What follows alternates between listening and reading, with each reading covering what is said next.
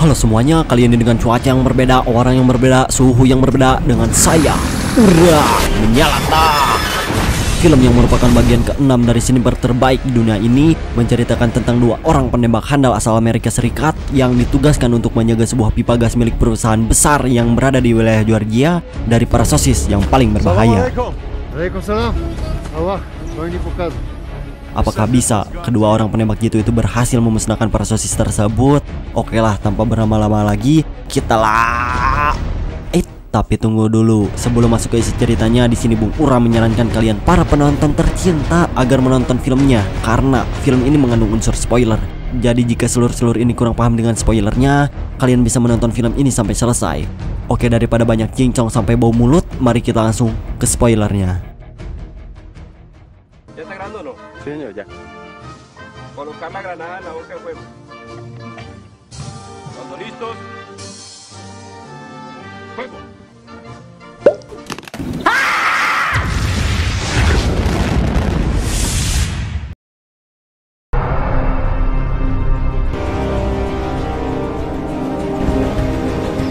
Berawal dari sekelompok pemberontak sadis yang saat itu sedang membawa Sandra untuk mereka lenyapkan.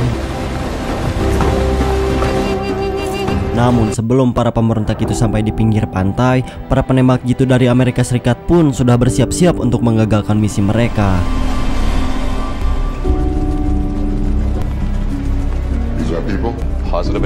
Sebelum para warga Amerika Serikat itu dilenyapkan, para pemberontak itu membuat sebuah rekaman video yang menjelaskan pernyataan balas dendam atas apa yang telah dilakukan pihak Amerika kepada mereka.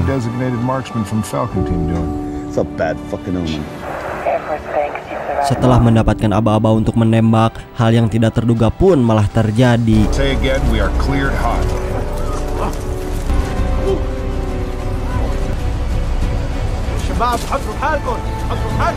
Karena orang yang melakukan eksekusi tersebut adalah seorang bocah yang tak pantas untuk dibunuh. We're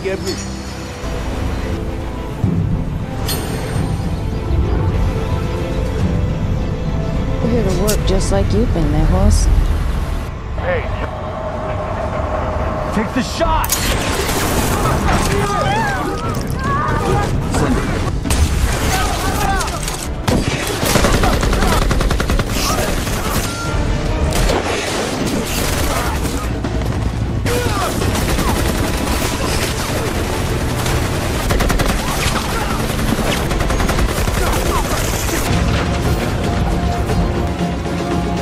Engaging target. Arming missiles.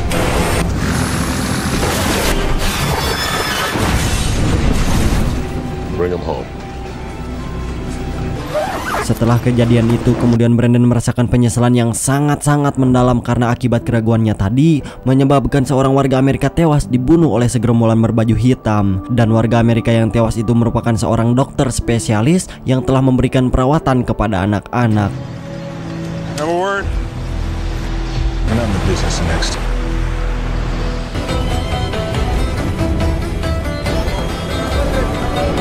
Film kemudian beralih ke Istanbul, Turki, di mana para CS-CS si Brandon mulai mengejek dan merendahkan tentang apa yang kemarin terjadi. Lalu dia yang kena mental oleh teman-temannya langsung keluar dan bertemu dengan seorang wanita bernama Robin Slater. Tapi setelah itu, tiba-tiba ternyata orang yang baru saja menyelamatkan si Brandon merupakan atasannya yang bernama Mayor Bidwell. Hey, Gunny. Setelah berhadapan langsung, kemudian Mayor Bidwell memberikan informasi bahwa Brandon saat ini merupakan buronan dan siapa saja yang mendapatkan jasadnya akan diberi hadiah sebesar 150.000 euro. Tune in to what I'm about to tell you, Gunny. Are we morally defensible? Chew through the hard stuff. You've got a conscience. Living life after watching through a Reddit. Back to work.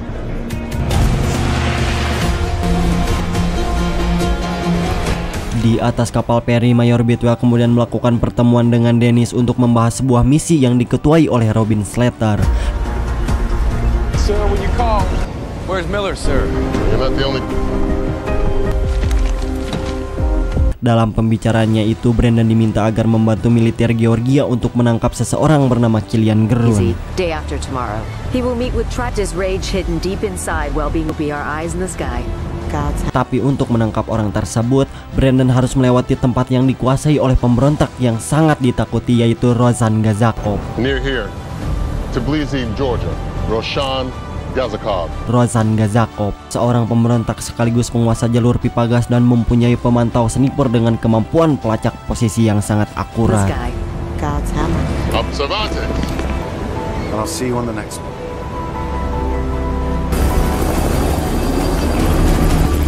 Sesampainya di Georgia, Brandon bersama timnya langsung bersiap-siap di posisinya masing-masing. Sedangkan Miller mulai mengawasi Brandon dari kejauhan. No joy. Stay with it. All clear. Namun hal yang mengejutkan pun kembali terjadi karena pasukan pemberontak itu sudah memantau mereka sebelum kedatangannya di tempat itu, dan adu mekanik pun kembali terjadi.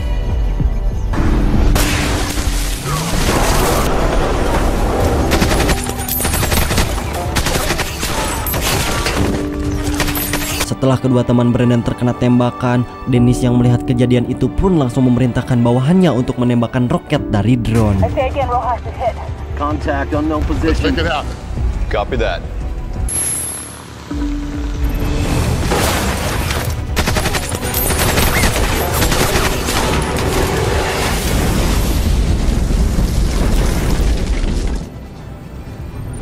Target destroyed. Welcome to Scene kemudian beralih ke Gunung Kaukas di wilayah Rusia. Di sana Brandon ditemani seorang tentara Rusia bernama Said yang akan memantaunya dari kejauhan. 1991. Karena Brandon telah berani melawan kolonel tertinggi militer Georgia, alhasil mereka berdua ditugaskan di gunung tersebut. Sesampainya Brandon di pos militer, di sana dia bertemu dengan sesepuh sniper yang sangat handal dalam menembak, handal dalam membidik, juga handal menyebol wifi tetangga. Orang tersebut bernama Andrei Moskov, seorang kolonel yang akan menjadi atasannya sekaligus ketua untuk melanjutkan misi berikutnya. Dr. Georgian Colonel. Kemudian Kolonel Moskov yang heran tentang apa yang sebenarnya terjadi hingga Brandon bisa dikirim ke camp ini. Tidak lama kemudian Brandon pun mulai menceritakan bahwa salah satu orang dari tim militer Georgia telah membocorkan posisi Brandon bersama teman-temannya. Just ask Gazakov. Kind of hard to do from over 1,000 miles. Di atas pegunungan salju yang sangat tebal, Kolonel Moskov bersama yang lainnya mulai berpatroli dan mengamankan wilayah mereka. Karena meskipun pegunungan itu terlihat sepi, siapa sangka para pencuri wifi tetangga pun mulai melancarkan aksinya. Setelah Kolonel Moskov memberikan instruksi untuk menembak, Brandon dengan segala belas kasihannya malah menahan, dan inilah yang terjadi.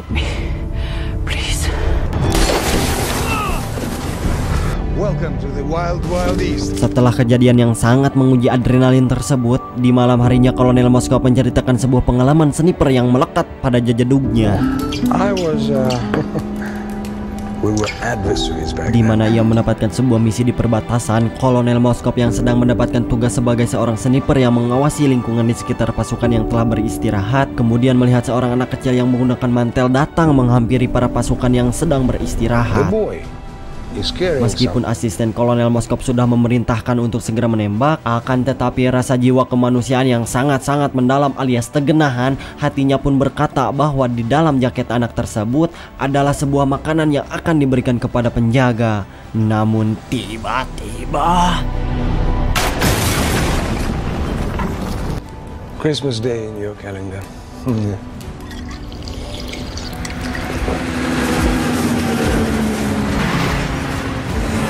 Di keesokan harinya, Kolonel Moskov bersama yang lainnya bersiap-siap untuk melakukan persiapan menghadapi serangan, di mana ia mendapatkan sebuah misi di perbatasan. No hesitation. All humanity lost. Di sana beberapa bom pun dipasang dan masing-masing pasukan bersiap siaga di markas tersebut, sedangkan Brandon mengawasi dari kejauhan. That's what they want you to think.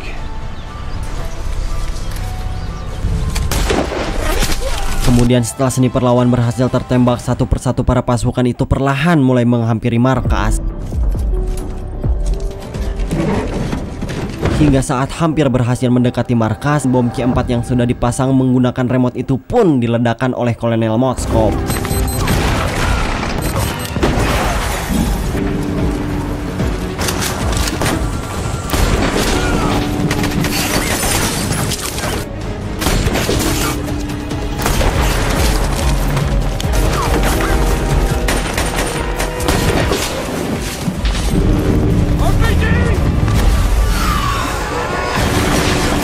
Setelah terkena ledakan bom, Brandon akhirnya berpisah dengan Said. Para pasukan itu pun berhasil masuk ke dalam rumah.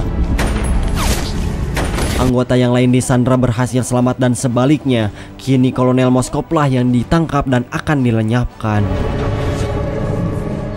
Karena Brandon hanya terpental dan masih bisa bangkit, dia pun langsung melumpuhkan mereka satu persatu.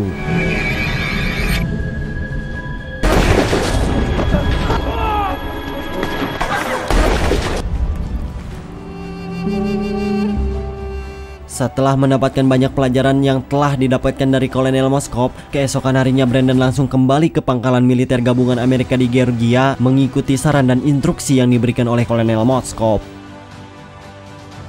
Brandon kemudian pergi menemui Madarsad, yang mana ia adalah seorang pria yang akan mengantar Brandon langsung menemui Rozan Gazakov. Suicide. Can you do it or not? I guess we better don't waste it if I knew how this is gonna end.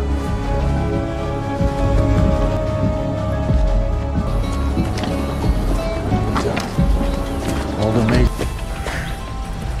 dragging us for past hour. Assalamualaikum. Sesampainya di sana, para anak buah Gazakov berkumpul bersama Brandon. Rozan Gazakov sangat berterima kasih karena telah memberikan abu jenazah saudaranya. Allah, now we can give him a proper Islamic burial. He says it was God's will.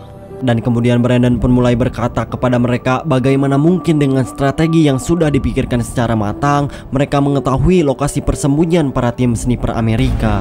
What do you got? Potential hostile.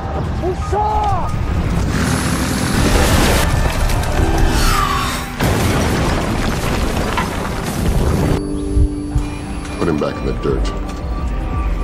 Setelah berhasil menghindari ledakan rudal, kemudian Brandon kembali ke pangkalan militer gabungan Amerika Georgia, yang dimana Robin Slater mengetahui bahwa Brandon telah menemui Rozan Gazakov secara diam-diam. So I could have said no fucking way.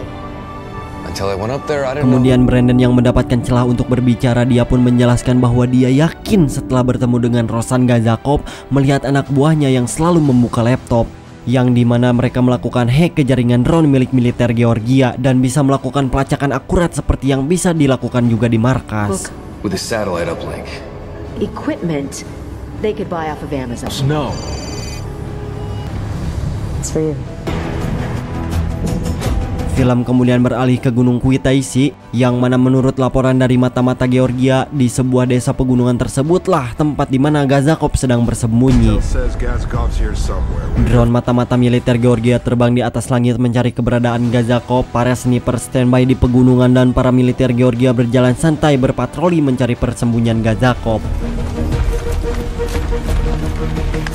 Namun dengan mudah tim dari gabungan itu pun dilumpuhkan satu persatu.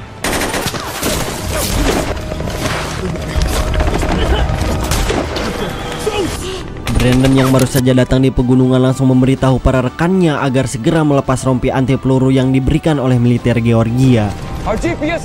Karena dari rompi yang terdapat GPS yang terhubung itulah Gazakov dapat mengetahui posisi persembunyian mereka. Setelah sampai di markas, kemudian Miller memberitahu kepada Kolonel Dennis bahwa semua perkataan Brandon itu benar. Mereka telah meretas sistem yang dimiliki oleh pertahanan militer Georgia sehingga Rozan dapat mengetahui gerak-gerik pasukan Georgia. What do we got? This is your problem, Major. Regarding CFC. Dan para mata-mata yang telah mendapatkan informasi bahwa mereka telah menemukan pergerakan terhadap Gazakov. Di situ Kolonel Dennis pun memberikan tugas kepada Miller agar pergi menghadang Gazakov. Given our time frame, not many, but we can augment. I think it's our only idea. Di saat Brandon dengan yang lainnya akan menghadang Gazakov, dia memiliki insting yang sangat kuat bahwa informasi gerakan pasukan Rozan merupakan tipu daya mereka agar bisa menyerang markas dengan cara yang mudah. It's a head fake, sir. Turn it around.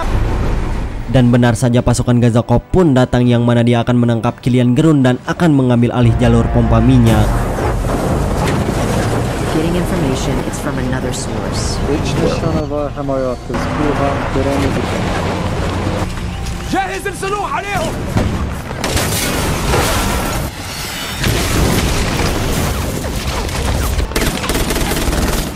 Setelah Brandon dan yang lainnya datang, mereka bersiap-siap untuk membantu militer camp. Brandon yang melihat para anggota militer dibantai secara habis-habisan langsung mengeluarkan kebrutalannya.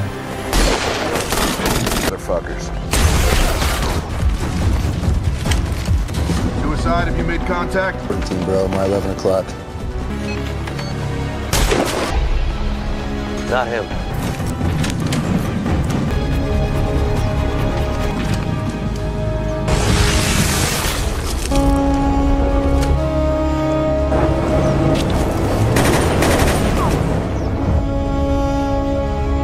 Setelah pertempuran berakhir, Dennis yang merasa dirinya paling benar, dia pun meminta maaf dan akan menaikkan pangkat Brandon. Tamat ending yang sangat-sangat membedulkan. I was wrong. Yeah.